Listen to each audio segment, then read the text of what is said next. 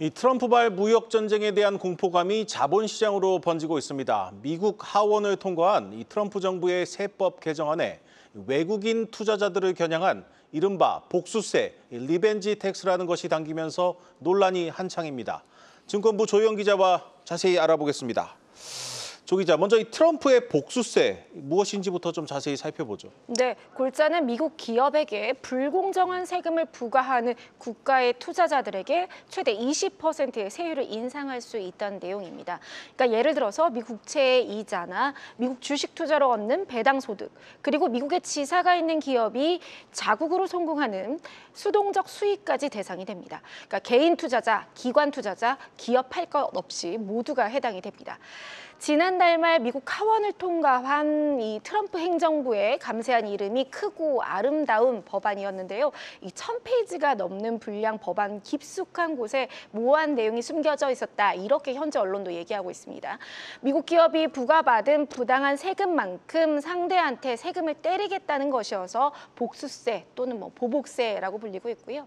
이 899조에서 명시하고 있는 불공정 과세는 주로 빅테크를 겨냥한 세금입니다. 그러니까 부당 과세 판단 기준이 UTPR, DST, DPT 그리고 기타 재무부가 지정하는 차별적 과세 이렇게 4가지 카테고리로 정의됩니다. 그래서 UTPR을 설명을 드리면 OECD 국가들이 다국적 기업의 조세 회피를 막기 위해서 글로벌 최저 관세율을 정한 규정 중 하나이고요. DST는 디지털 서비스에서 발생하는 광고 등 매출에 과세하는 규정입니다. 그러니까 메타나 구글 같은 미국 빅테크와 플랫폼 기업들이 주 대상입니다.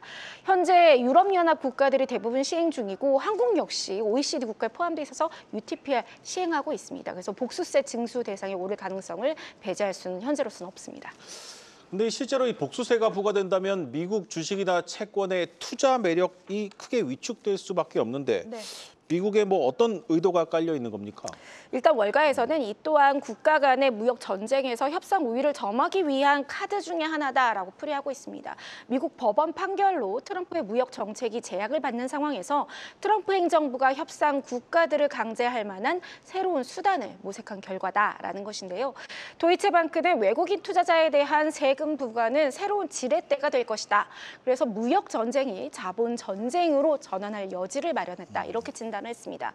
그리고 월가에서도 좀 미국이 맞을 역풍, 자본 이탈에 대한 우려가 더 큰 상황입니다. 트럼프의 변덕스러운 정책에 또 미국의 악화되는 재정까지 더해져서 미국 자산에 대한 신뢰가 흔들리고 있다는 겁니다. 일례로 가장 큰 타격이 예상되는 캐나다의 경우 캐나다 최대 연기금인 CPIB가 5천억 달러가 넘는 자산의 절반을 미국에 투자하고 있어서 이 관세안이 최종 통과된다면 추가 세금이 한 810억 달러, 우리 돈으로 80조 원이 넘는 만큼 투자 포트폴리오에서 미국 비중을 줄일 수밖에 없을 것이란 전망이고요. 또 홍콩 연기금도 이를 대비한 비상다각화 투자 계획 수립에 착수했다라는 소식이 전해졌습니다. 알리안츠의 CIO 루드빅 수브라는 실제 이 법안이 통과되면 달러의 가치는 한 5% 하락할 수 있고 미국 주식시장도 약 10%의 폭락을 초래할 수 있다. 이런 경고의 메시지를 내놓기도 했습니다. 일단 이 복수세 부과 대상으로 유럽연합 EU 회원국이나 영국 등이 우선 거론되고 있지만 우리도 네. 안심할 수는 없습니다. 이 조 기자, 실제로 이 부과가 된다면 우리 투자자들 세금은 얼마나 늘어나게 되는 겁니까? 현재 국내 투자자들은 한미 조세 제약에 따라 미국 배당 소득에 대해서 15% 원천 징수세율만을 부과하고 있지만 네. 복수세 조항이 현실화되면 최대 한 35%까지 인상될 수 있습니다. 네. 이건 순차적으로 진행이 되고요. 해당 법안 아직 상원을 통과해야 합니다. 공화당은 오는 7월 4일을 최종 통과를 목표로 하고 있지만 상원에서 현재 통과된 안에 대한 수정이 이뤄진다면 다시 하원으로 회부되어서 재표결의 과정이 필요합니다. 그러니까 시간이 좀 꽤 걸릴 것으로 보이죠. 이번 대규모 세금 법안을 두고 또 최근 일론 머스크가 역겹고 흉물스럽다 이렇게 강력하게 공개 비판에 나서기도 했죠.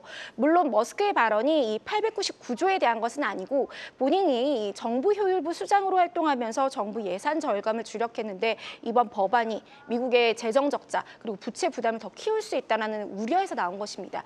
또 미국 공화당 공화당 내에서 이 법안에 대한 이견과 또 분열의 조짐이 보이는 만큼 법안의 의회 통과 진행 여부를 살펴보면서 대응해도 될 것이다. 국내 증권가에서는 이렇게 조언하고 있습니다. 네, 사실 그동안 미국은 외국 자본이 미국 시장에 너무 많이 투자하는 것도 달러 강세의 배경이라고 보고 과세를 진지하게 고민해 왔습니다. 우리 입장에선 다소 어이없는 법안을 들고 나온 미국의 속내를 조금 더 긴 안목에서 지켜볼 필요도 있어 보입니다. 지금까지 증권부 조영 기자와 함께했습니다.